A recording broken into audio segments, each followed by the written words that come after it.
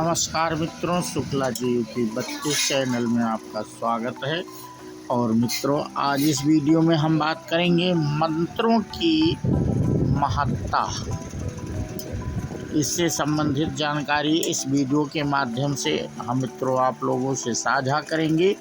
ओम श्री गणेशाय नमः। हमारे सनातन धर्म में मंत्रों की महत्ता सार्वभौमिक है।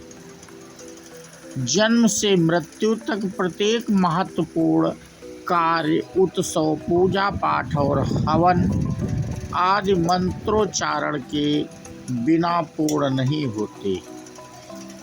यह भी सच है कि आज के भाग दौड़ भरे युग में देश काल व परिस्थितियों के कारण विशुद्ध मंत्रोच्चारण के कारण संपूर्ण विधि विधान में विकृति उत्पन्न होती चली गई।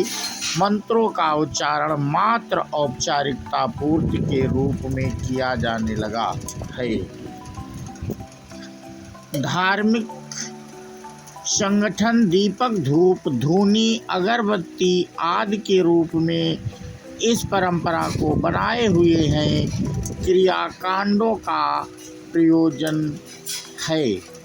ऐसे प्रश्नों के उत्तर उनके पास नहीं हैं। ऐसे प्रश्न किए जाने पर सभी के उत्तर में यही भाव निकलते हैं कि वे यह कार्य सुख, शांति, स्वास्थ्य, शक्ति, धन, वैभव को प्राप्त करने तथा प्राकृतिक प्रकोपों, रोगों, भयों, अनिश्चित घटनाओं को रोकने के लिए करते हैं। यद्यपि हमारे सनातन धर्म में हर समस्या से निपटने के लिए मंत्रोच्चारण का विधान है, किंतु मंत्रों पर विश्वास न रखने वाली आज की नई पीढ़ी, जो केवल विज्ञान, तर्क, युक्ति तथा प्रत्यक्ष प्रमाणों पर ही विश्वास रखती है, उनके लिए मंत्रों की कोई महत्ता नहीं है। ऐसे में वर्तमान मान्यताओं के बीच अपनी व्यस्त दिनचर्या से थोड़ा सा समय निकालकर सच्चे हृदय से पूजा अर्चना, मंत्रोच्चारण आदि के महत्व के बारे में जानने का प्रयास भी आवश्यक है। वास्तव में मंत्रों की कोई महत्ता नहीं है, यह मात्र कल्पना है, ऐसा कहने वालों की भी कभी कमी नहीं है। मंत्रोच्चारण करना उपासना, ध्यान, पूजा, स्तुति के लिए समय लगाना, धन लगाना, शक्ति लगाना व्यर्थ है। इन काल्पनिक निराधार मान्यताओं में कुछ भी नहीं रखा है। जीवन बहुत छोटा है, समय बहुत कम है और काम बहुत अधिक है, अतः कुछ कराने की बात करनी चाहिए।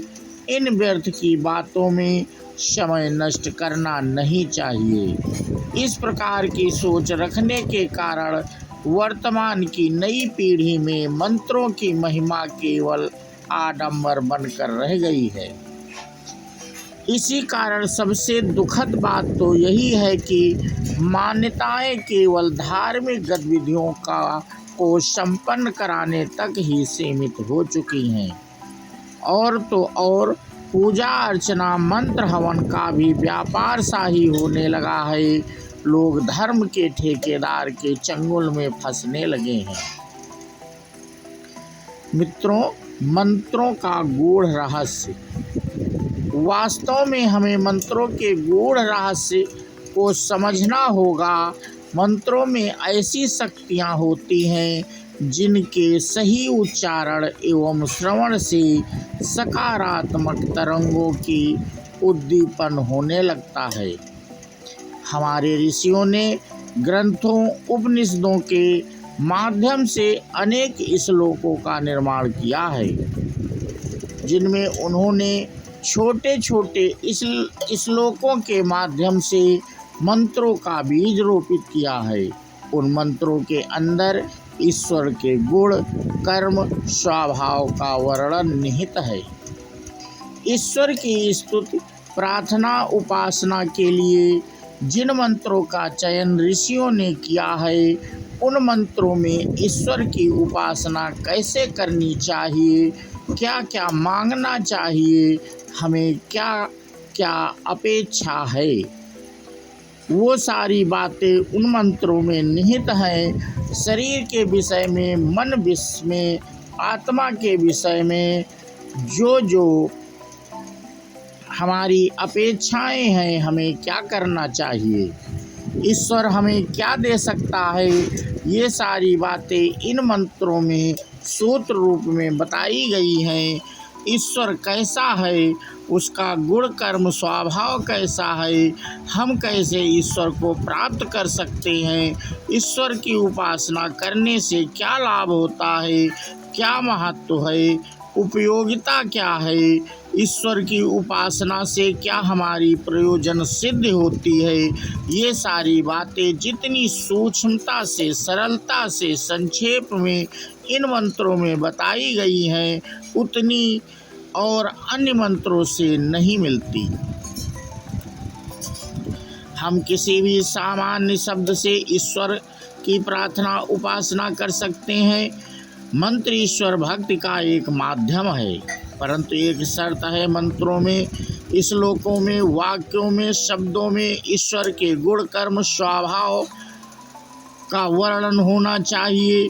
कोई भी मंत्र, कोई भी वाक्य, कोई भी सूत्र, कोई भी श्लोक ईश्वर कैसा है, किस प्रकार के गुण वाला है, किस प्रकार के कर्मों को करता है, किस प्रकार के स्वभाव वाला है, आदि विषयों को यदि बताता है तो उस मंत्र, सूत्र, श्लोक, वाक्य, शब्द से हम ईश्वर की स्तुति, प्रार्थना, उपासना करके अपना कार्य सिद्ध कर सकते हैं।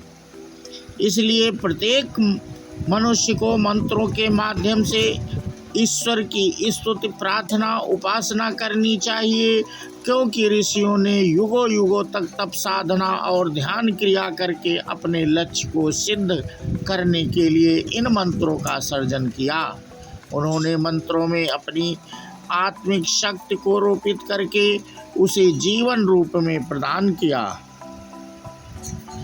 जैसे हम ओम शब्द का उच्चारण करते हैं तो हमें यह बोध होता है कि समस्त प्रकृति पदार्थों का आदि मूल ईश्वर है, अर्थात हमारे पास जो भी धन, बल, विद्या, सामर्थ्य आदि पदार्थ हैं, उन सब का उत्पादक, रक्षक, धारक, स्वामी ईश्वर है।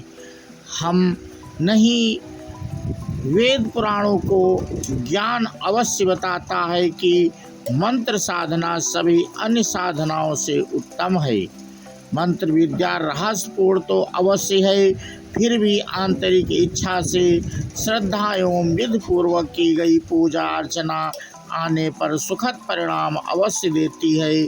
श्रद्धा रहित मंत्र जाप करने का कोई अर्थ नहीं है।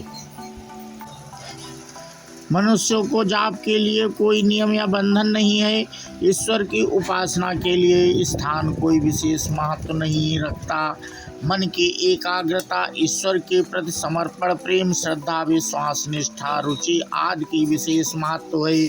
हाँ, इतना अवश्य होना चाहिए कि स्थान शांत हो, एकांत हो, रमणीय हो, स्वच्छ हो और कोलाहल से रहित हो, तो वह अपेक्षाकृत बाधा कम होने के कारण हमारा ध्यान अच्छा लगेगा और हम मंत्रों का शुद्ध उच्चारण कर पाएंगे।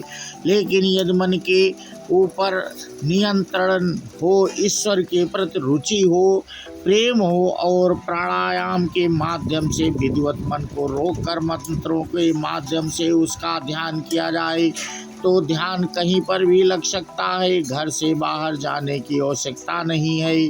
ध्यान आंख बंद करके होता है और आंख बंद करने के उपरांत हम कहाँ बैठे हैं, किस दिशा में बैठे हैं, इसकी विस्मृति हो जाती है। इसलिए दिशा, स्थान, समय आदि का भी मंत्रों की शक्ति पर कोई प्रभाव नहीं पड़ता। हम जानते हैं अनजाने इच्छा पूर्ति या कष्ट में कितने ही मंत्रों का जप मन ही मन करते रहते हैं, इसी भावना के साथ कि हमें एक न एक दिन दुखों से मुक्ति अवश्य प्राप्त होगी। हृदय में आस्था हो तो हम मंत्रों की तरंगों का अवश्य ही अनुभव कर पाएंगे, जिससे आंतरिक शांति का संचार होगा एवं ऊर्जा ऊर्जा में उत्तरोत्तर वृद्धि होना निश्चित है।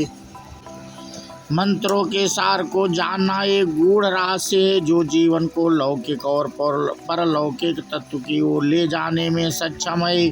जिस प्रकार तृण को बांट कर बनाई गई रस्सी से हाथी भी बांध लिया जाता है, उसी प्रकार मंत्रों की शक्ति से ईश्वर के भी को मोह पास में बांधा जा सकता है।